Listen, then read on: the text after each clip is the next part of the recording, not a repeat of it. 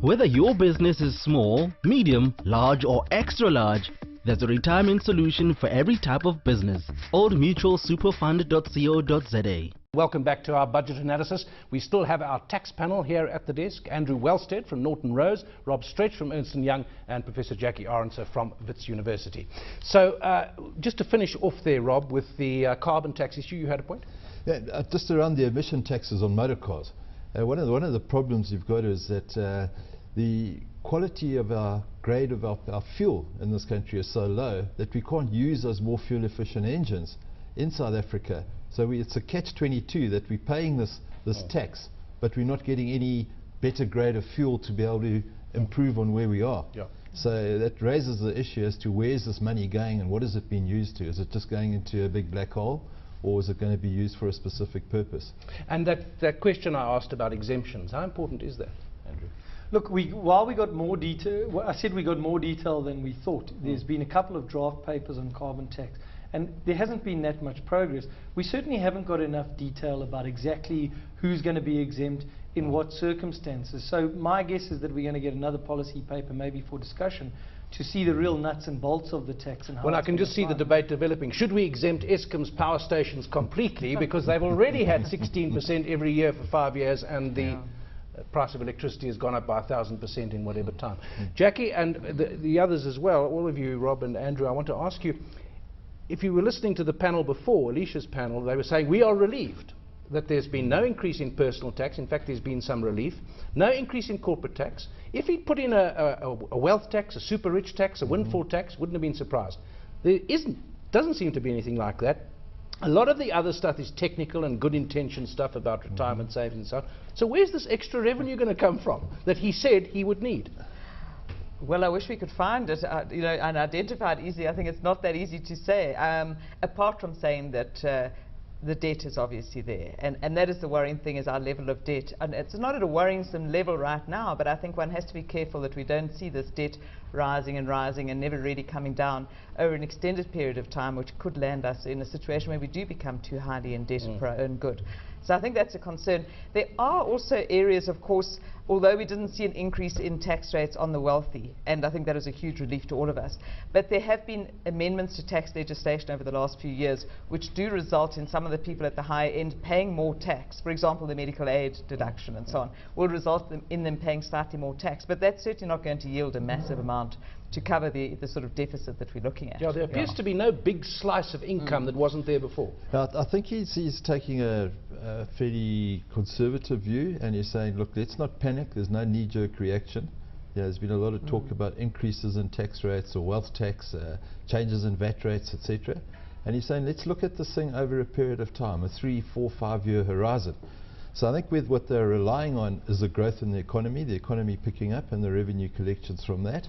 I think they're also relying on, to some extent, with the Tax Administration Act, where there are some horrendous penalties and interest provisions, that will give them more collections. And I think even though they're giving back 7 billion to individuals, it's mainly going to those in the lower income tax brackets, and you'll find that those in the upper brackets are probably going to be worse off because of the so-called bracket creep or fiscal drag. So I think that's what he's relying on. But it's great that he hasn't had a knee-jerk reaction to. And as you say, the compliance thing, every time the screwdriver is pushed in further, the pliers are tighter on you. We're seeing it more and more with interest and penalties, and to the extent that the administration system or the enforcement system is just going straight into companies' bank accounts and taking the money out. And there are things like, even if if you make a mistake in good faith, tough. You've got to not make mistakes. They'll tax you on those things. Andrew, where's this money going to come from?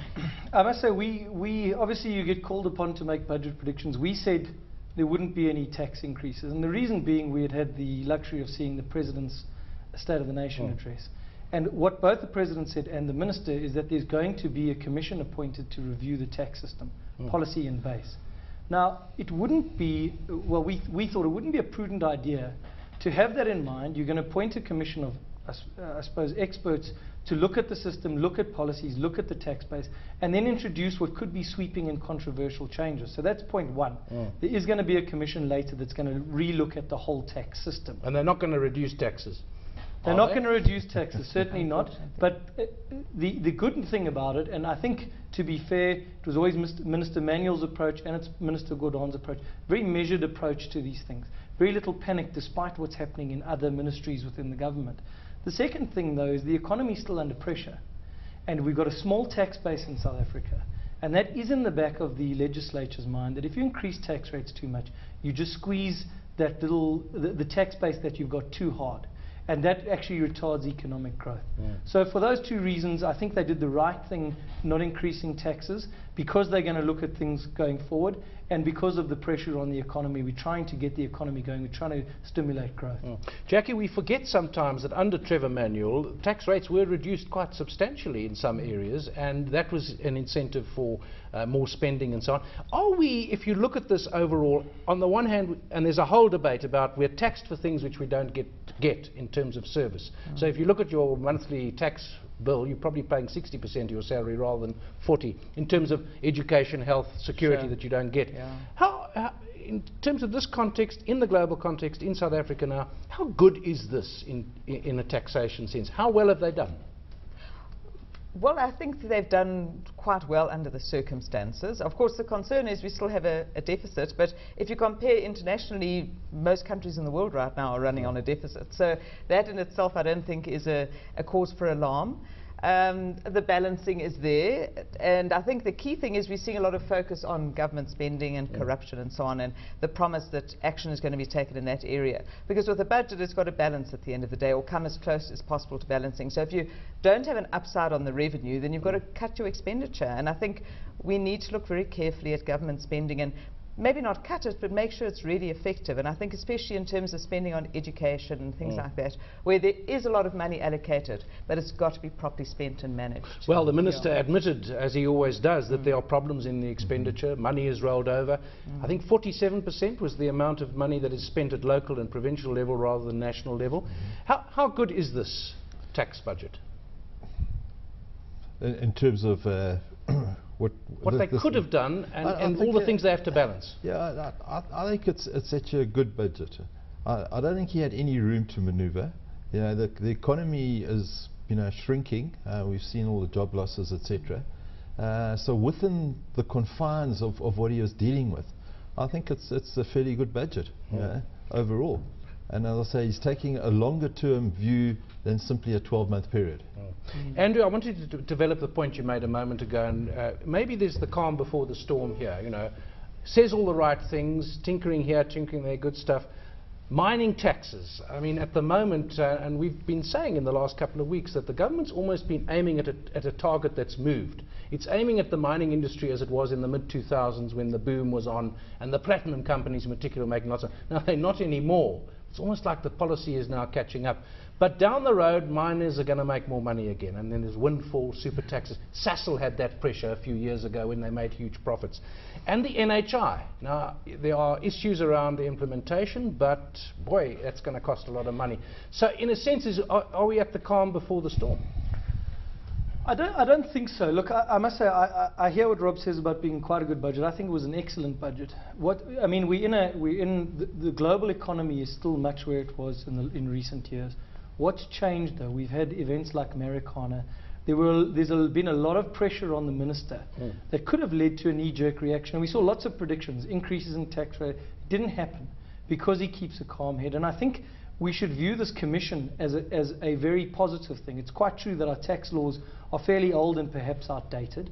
And I view the commission as a calm, measured way to look at tax reform, which is possibly necessary. I think from the mining tax debate, we didn't get much clarity on where things are going. We still know that it's on the agenda, but we seem to have moved away from the nationalisation debate, which I think is positive, certainly. So we seem to be moving in the right direction. And instead of giving into knee-jerk reactions and possibly demands from other sectors or pressure groups, the minister has done, as he has done in the past, kept a level head. From a personal perspective as a tax practitioner, what I am heartened by is there's not too much big ticket items from a tax perspective this year. As tax practitioners, we've dealt with an enormous amount of tax change in the last couple of years that's been difficult to keep up with. And it seems to be a bit of a consolidation this year. Yes, there's some technical big issues that have been raised, but to me it doesn't appear to be the same volume that we're used to. Jackie, are they getting the balance right in terms of, yes, we want compliance, but you can be too aggressive in your approach? And I know a lot of companies, as a journalist and broadcaster, sometimes I will ask a big company what they would like me to ask the tax people when I interview them, and they say, but don't mention our names because we'll be victimized. You put this forward, but don't say where it came from. And so it's probably fair to ask me that question because I'm not a practitioner as such. I'm coming from an academic point of view. But from what I hear, the aggression is quite extreme. And so, yes, there is the aspect of compliance, and we fully subscribe to compliance, and the compliance must be there. But from what I hear from the practitioners, they are dealing with quite a lot of heavy-handed enforcement. There was that concept of impermissible tax avoidance, ITA. It was quite a buzzword a couple of years ago. And what it's saying was, even if the law allows you to get round it, you shouldn't. That's morally wrong. Yeah. Well, but the lawyers can always find ways of contesting that, can't they? Yeah, correct. Do you think our regime, our authorities have tipped the balance too far in terms of tough compliance? I think you'll find that revenue authorities globally are tough. What does concern me at the moment with our revenue authorities is that 2 years ago, I would have said that our revenue authorities are the standout government department in the country. Unfortunately, I have to say that my view, they've actually gone backwards, that there are some individuals in there, and it might be a small minority, who are taking the law into their own hands and interpreting the law in their own way, which we have seen a number of instances of.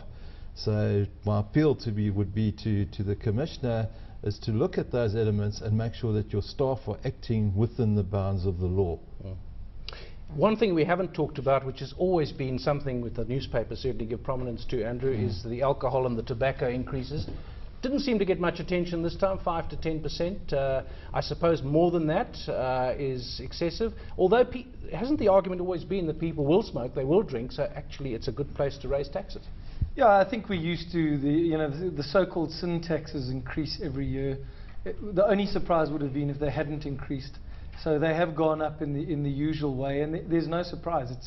It is a steady form of revenue for the government because people will smoke and drink. Well, we'll have to stop there. Maybe to sum up our panel's responses, pretty favourable, pretty complimentary of the Treasury. However, some mysteries remain and some interesting things still to be unpacked. But thank you to our panel of distinguished guests: Andrew Wellstead, Head of Tax at Norton Rose; Rob Stretch, Director of General Tax and Capital Gains Tax at Ernst & Young; and Professor Jackie Arendse, who is Head of the School of Accountancy at Wits University.